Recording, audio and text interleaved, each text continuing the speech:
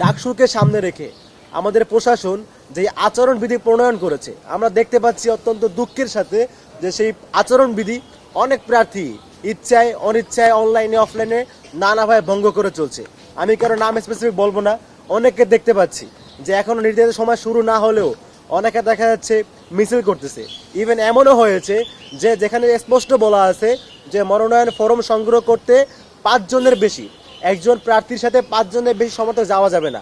সেখানে আমরা দেখতে পেয়েছি কেউ কেউ বিশাল মিছিল নিয়ে, প্রোটোকল নিয়ে, স্লোগান দিয়ে, এবং তাও হচ্ছে লেজুর ভিত্তিক রাজনৈতিক নেতার নামে স্লোগান দিয়ে তারা সেখানে হচ্ছে মনোনয়নপত্র সংগ্রহ করেছে, যেটা সুস্পষ্ট আচরণবিধির লঙ্ঘন।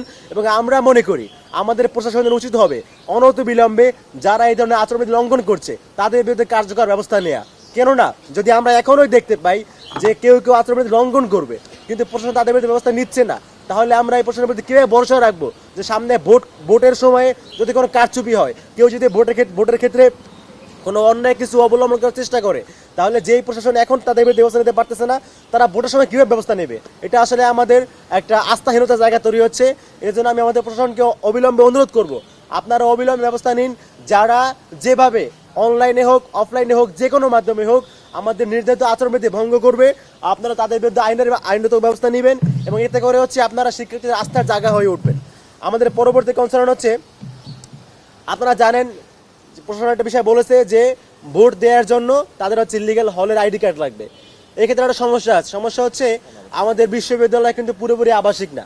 আমাদের বিশ্ববিদ্যালয়ে অনেক শিক্ষার্থী রয়েছেন যারা হচ্ছেন বাইরে থাকেন, বাসে করে এসে ক্লাস করেন, পরীক্ষা দেন। তো এই যে শিক্ষার্থীরা, এদের একটা বড় অংশই হলে আইডি কার্ড সংগ্রহ করেন না, কারণ তাদের আসলে কোনো কাজে লাগে না হলের আইডি কার্ড।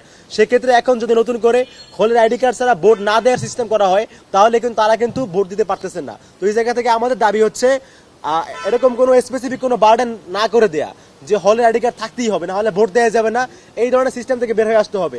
বরঞ্চ এখানে হচ্ছে আপনার বিশ্ববিদ্যালয়ের যে কোনো লিগ্যাল ডকুমেন্ট, সেটা হতে পারে আমার পে স্লিপ, সেটা হতে পারে আমার অন্যান্য যে কোনো কার্ড, আমার ডিপার্টমেন্টের কার্ড, আমার ভার্সিটির আইডি কার্ড, আমার লাইব্রেরি কার্ড, অর্থাৎ যে কোনো লিগ্যাল ডকুমেন্ট যেটার মাধ্যমে শনাক্ত করা যায় যে আমি বিশ্ববিদ্যালয়ের শিক্ষার্থী, ওইটা দেখানোর মাধ্যমেই আমরা মনে করি ভোট দেওয়ার সুযোগ দেওয়া উচিত।